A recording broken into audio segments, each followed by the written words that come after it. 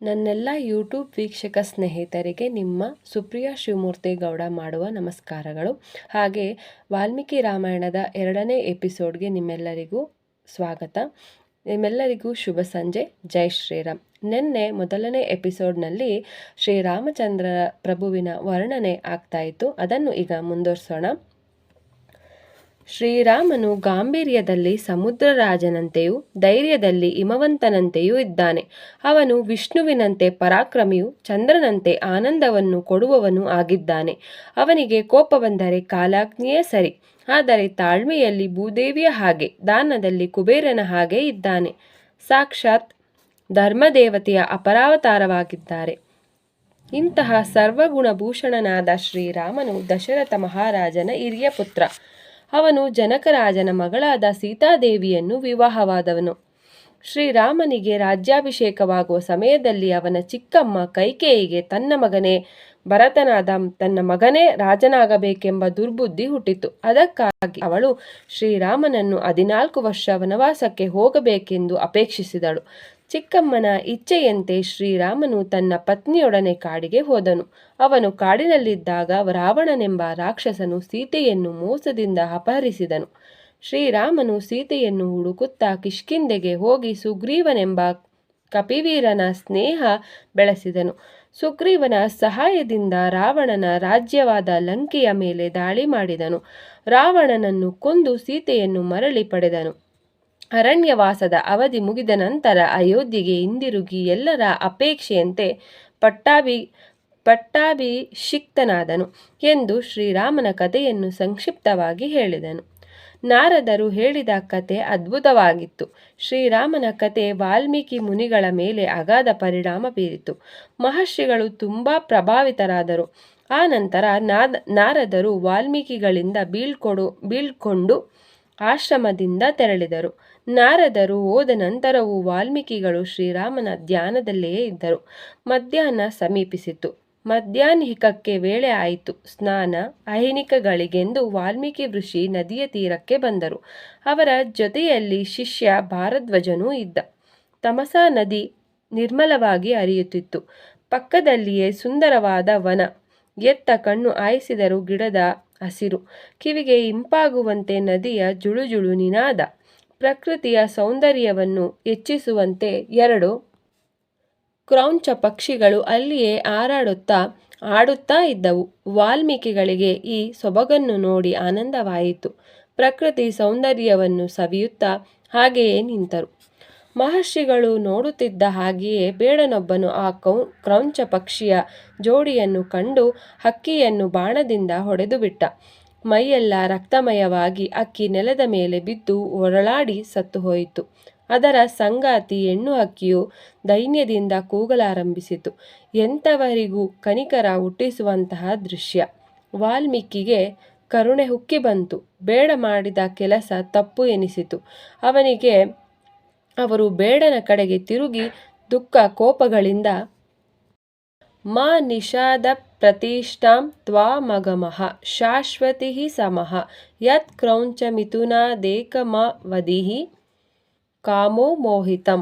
ಅಕಾರಣವಾಗಿ ಅಕ್ಕಿಯನ್ನು ಕೊಂದ ಅನ್ಯಾಯಿ, ನಿನ್ನ ಪಾಪದ ಫಲವಾಗಿ ನೀ ಈ ಕೂಡಲೇ ಸಾಯಿ ಎಂದು ಉದ್ಗರಿಸಿದರು. ವಾಲ್ಮೀಕಿಗಳು ಹಾಗೆ ಉದ್ಗರಿಸಿದಾಗ ಒಂದು ಅದ್ಭುತ ನಡೆಯಿತು. ಅವರು ಮಾಡಿದ ಉದ್ಗಾರ ಗದ್ಯ ರೂಪದಲ್ಲಿರಲಿಲ್ಲ. ಆ ಮಾತು ಪ್ರಾಸಬದ್ಧವಾಗಿ ಅವರ ಬಾಯಿಂದ ಹೊರಹೊಮ್ಮಿತ್ತು. ತಮ್ಮ ನುಡಿಯಿಂದ ವಾಲ್ಮೀಕಿಗಳಿಗೆ ಆಶ್ಚರ್ಯವಾಯಿತು. ಶಿಷ್ಯ ಭಾರದ್ವಾಜನಿಗೂ ವಿಸ್ಮಯ ಮೂಕನಾಗಿ ಗುರುಗಳ ಮುಖವನ್ನೇ ನೋಡುತ್ತಾ ನಿಂತ. ನಂತರ ವಾಲ್ಮೀಕಿಗಳೇ ಹೇಳಿದರು, ಭಾರದ್ವಾಜ, ನಾನು ನುಡಿದಂತಹ ಈ ಒಂದು ನುಡಿ ನಿನಗೆ ಕೇಳಿಸಿತೆ? ಬೇಡನಿಗೆ ನಾನು ನೀಡಿದ ಶಾಪ ಹೊಸ ರೂಪದಲ್ಲಿದೆಯಲ್ಲವೇ? ಈ ವಾಕ್ಯವು ಒಂದು ರೀತಿಯ ಲಯಬದ್ಧತೆಯಿಂದ ಕೂಡಿದೆ.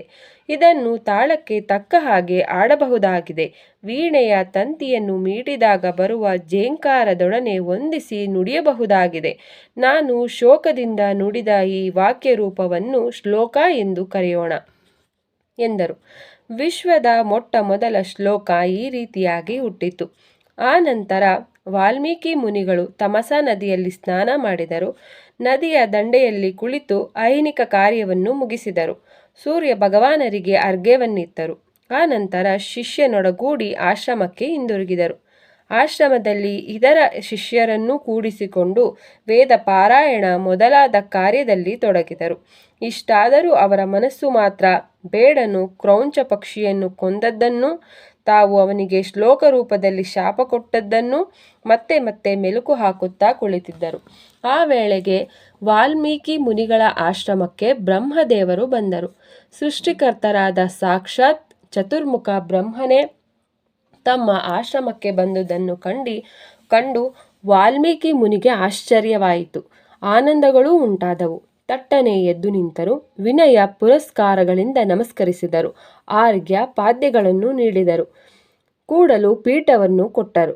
ಬ್ರಹ್ಮದೇವರು ಪೀಠದಲ್ಲಿ ಕುಳಿತ ನಂತರ ಅವರನ್ನು ಸ್ತುತಿಸುತ್ತಾ ಮತ್ತೊಮ್ಮೆ ನಮಸ್ಕರಿಸಿದರು. ಅವರ ಕುಶಲಗಳನ್ನು ವಿಚಾರಿಸಿದರು.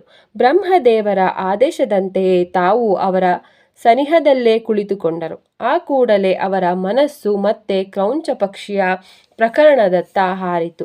ಬ್ರಹ್ಮದೇವರಿಗೆ ಈ ಎಲ್ಲ ಸಂಗತಿಗಳು ಗೊತ್ತಿತ್ತು. ಅವರು ಮುಗುಳು ನಗುತ್ತಾ, ಬ್ರಹ್ಮರ್ಷಿ, ನೀನು ಇಂದು ಮಧ್ಯಾಹ್ನ ನಡೆದ ಘಟನೆಯನ್ನೇ ಮೆಲುಕು ಹಾಕುತ್ತಿರುವೆಯಲ್ಲವೇ? ಬೇಡನಿಗೆ ನೀನು ಶಾಪ ಕೊಡುವಾಗ ನುಡಿದ ವಾಕ್ಯ ಛಂದೋಬದ್ಧವಾಗಿದೆ. ನೀನು ಇದನ್ನು ಶ್ಲೋಕ ಎಂದು ಕರೆದುದು ಅರ್ಥಪೂರ್ಣವಾಗಿದೆ. ನೀನು ನೀಡಿದ ಶಾಪವು ಶ್ಲೋಕ ರೂಪ ತಾಳುವಂತೆ ಮಾಡಿದವನು ನಾನೇ. ನಾನು ಹಾಗೆ ಮಾಡಿದುದಕ್ಕೆ ಒಂದು ಉದ್ದೇಶವೂ ಇದೆ. ವಾಲ್ಮೀಕಿ, ಇಂದು ಬೆಳಗ್ಗೆ ನಾರದರು ನಿನಗೆ ಶ್ರೀರಾಮನ ಕಥೆಯನ್ನು ಸಂಕ್ಷಿಪ್ತವಾಗಿ ಹೇಳಿದ್ದರಲ್ಲವೇ? ಅದನ್ನು ನೀನು ಶ್ಲೋಕ ರೂಪದಲ್ಲಿ ವಿವರವಾಗಿ ಲೋಕಕ್ಕೆ ತಿಳಿಸು. ಇದನ್ನು ಸಾಧ್ಯವಾಗಿಸುವುದಕ್ಕಾಗಿ ನಾನು ನಿನಗೆ ವಿಶಿಷ್ಟ ಶಕ್ತಿಯನ್ನು ಅನುಗ್ರಹಿಸುತ್ತಿದ್ದೇನೆ. ಶ್ರೀರಾಮನ ಚರಿತ್ರೆಯು ನಿನ್ನ ಕಣ್ಣೆದುರಿಗೆ ನಡೆದಂತೆ ಸಂಪೂರ್ಣವಾಗಿ ನಿನಗೆ ಗೋಚರವಾಗಲಿದೆ. ನಾರದರು ಹೇಳದೆ ಬಿಟ್ಟು ಹೋದ ಅಂಶಗಳು ನಿನಗೆ ತಿಳಿಯಲಿದೆ. ಶ್ರೀರಾಮನ ಪುಣ್ಯಕಥೆಯನ್ನು ನೀನು ಶ್ಲೋಕಗಳಿಂದ ಮನೋಹರವಾಗಿ ಚಿತ್ರಿಸು. ನೀನು ರಚಿಸುವ ಈ ಕಾವ್ಯದಲ್ಲಿ ಒಂದು ಮಾತು ಸುಳ್ಳಾಗದು. ಇದರಲ್ಲಿ ಉತ್ಪ್ರೇಕ್ಷೆಯಾಗಲಿ ಕವಿತಾ ಕಲ್ಪನೆಯಾಗಲಿ ಇರುವುದಿಲ್ಲ. ಆದ್ದರಿಂದ ಇದು ಪುಣ್ಯ ಕಾವ್ಯವೂ ಮಹಾಕಾವ್ಯವೂ ಆಗುತ್ತದೆ. ವಿಶ್ವದಲ್ಲಿ ಸೂರ್ಯ ಚಂದ್ರರು ಬೆಳಗುವವರೆಗೂ, ಆಕಾಶದಲ್ಲಿ ನಕ್ಷತ್ರಗಳು ಮಿನುಗುವವರೆಗೂ, ಭೂಮಿಯಲ್ಲಿ ನದಿಗಳು ಪರ್ವತಗಳು ಇರುವವರೆಗೂ ಈ ಕಾವ್ಯವನ್ನು ಜನರು ಓದುತ್ತಾರೆ. ಈ ಆದಿಕಾವ್ಯವನ್ನು ಬರೆದು ನೀನು ಆದಿಕವಿ ಆಗುತ್ತೀಯೆ. ನಿನಗೆ ಶುಭವಾಗಲಿ ಎಂದು ಹೇಳಿ ಬ್ರಹ್ಮದೇವರು ತೆರಳಿದರು. ಬ್ರಹ್ಮದೇವರು ಹೊರಟು ಹೋದ ಮೇಲೆ ವಾಲ್ಮೀಕಿ ಋಷಿ ಮಾ ನಿಷಾದ ಪ್ರತಿಷ್ಠಾಂ ತ್ವಮಗಮಃ ಶಾಶ್ವತಿಃ ಸಮಃ ಎಂಬ ಶ್ಲೋಕವನ್ನು ಮತ್ತೆ ಮತ್ತೆ ಮನಸ್ಸಿನಲ್ಲಿಯೇ ಹೇಳಿಕೊಳ್ಳಲಾರಂಭಿಸಿದರು. ಇದರಿಂದ ಶೋಕಮಯವಾದ ಆ ಮಾತು ಶ್ಲೋಕ ರೂಪದಲ್ಲಿ ಅವರ ಮನಸ್ಸಿನಲ್ಲಿ ದೃಢವಾಗಿ ನಿಂತಿತು.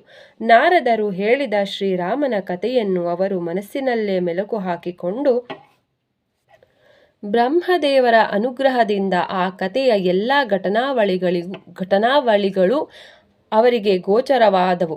ಆ ಕಾವ್ಯದ ವಿವಿಧ ಪಾತ್ರಧಾರಿಗಳು ಅವರ ಕಣ್ಣ ಮುಂದೆ ನಲಿದಾಡಿದರು. ಆ ಪಾತ್ರಗಳು ನಕ್ಕಿದ್ದು, ಅತ್ತಿದ್ದು, ಮಾತನಾಡಿದ್ದು, ಹೋದದ್ದು, ಬಂದದ್ದು, ಅವರ ಉಡುಗೆ ತೊಡುಗೆ ಎಲ್ಲವೂ ವಾಲ್ಮೀಕಿಗಳಿಗೆ ತಮ್ಮ ತಪಃ ಪ್ರಭಾವದಿಂದ ಕಾಣಿಸಿತು. ಇಡೀ ರಾಮಾಯಣದ ವೃತ್ತಾಂತ ಅವರ ಮನಸ್ಸಿನಲ್ಲಿ ಸಂಪೂರ್ಣವಾಗಿ ಮೂಡಿಬಂತು. ನಾರದರು ತಮಗೆ ಸಂಗ್ರಹವಾಗಿ ಹೇಳಿದ್ದ ಕಥೆಯನ್ನು ಅವರು ಅದೇ ಕ್ರಮದಲ್ಲಿ 24,000 ಶ್ಲೋಕಗಳನ್ನು ಒಳಗೊಂಡ ಮಹಾಗ್ರಂಥವಾಗಿ ಬರೆದರು. ಹೀಗೆ ಅಮೂಲ್ಯ ರತ್ನಗಳನ್ನು ಒಳಗೊಂಡ ರಾಮಾಯಣವೆಂಬ ಮಹಾಕಾವ್ಯವನ್ನು ವಾಲ್ಮೀಕಿ ಮಹರ್ಷಿಗಳು ರಚಿಸಿದರು. ಕಾವ್ಯವು ಬಹಳ ಸುಂದರವಾಗಿ ಬಂತು.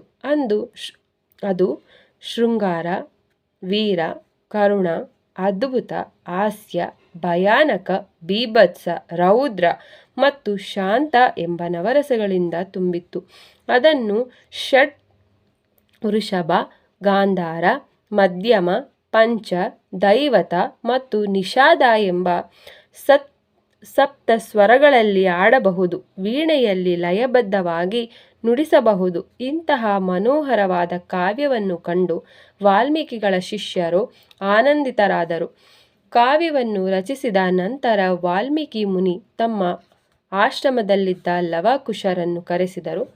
ಲವಕುಶರು ರಾಜಪುತ್ರರು, ಅವಳಿ ಮಕ್ಕಳು. ವಾಲ್ಮೀಕಿ ಮಹರ್ಷಿಗಳ ಶಿಷ್ಯರಾಗಿದ್ದ ಅವರು ಆಶ್ರಮದಲ್ಲೇ ವಾಸವಾಗಿದ್ದರು.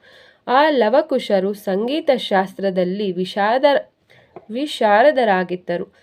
ವೀಣಾದಿ ವಾದ್ಯಗಳನ್ನು ಬಲ್ಲವರಾಗಿದ್ದರು. ಉತ್ತಮವಾದ ಕಂಠವನ್ನು ಹೊಂದಿದ್ದರು. ತಪಸ್ವಿಗಳಂತೆ ಉಡುಗೆ ತೊಟ್ಟಿದ್ದ ಆ ಲವಕುಶ ಅಶ್ವಿನಿ ಕುಮಾರರಂತೆ ಸುಂದರವಾಗಿದ್ದರು. ವಾಲ್ಮೀಕಿಗಳ ಕರೆಯಂತೆ ಲವಕುಶರು ಅವರ ಬಳಿ ಬಂದು, ಮಹರ್ಷಿಗಳೇ ಎಂದು ನಮಸ್ಕರಿಸಿ ವಿನೀತರಾಗಿ ನಿಂತುಕೊಂಡಿದ್ದರು. ವಾಲ್ಮೀಕಿ ಮುನಿ ವಾತ್ಸಲ್ಯದಿಂದ ಅವರ ಮೈದಡವಿ ಸನಿಹದಲ್ಲೇ ಕುಳ್ಳಿರಿಸಿಕೊಂಡರು. ಆ ನಂತರ ರಾಮಾಯಣ ಕಾವ್ಯವನ್ನು ಅವರಿಗೆ ಹೇಳಿಕೊಟ್ಟರು. ಲವಕುಶರು ರಾಮಾಯಣವನ್ನು ಇಂಪಾಗಿ ಹಾಡಲಾರಂಭಿಸಿದರು.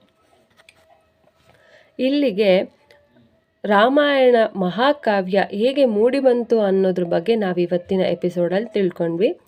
ಮುಂದಿನ ಭಾಗವನ್ನು ಮುಂದಿನ ಎಪಿಸೋಡ್ನಲ್ಲಿ ಮುಂದುವರಿಸೋಣ.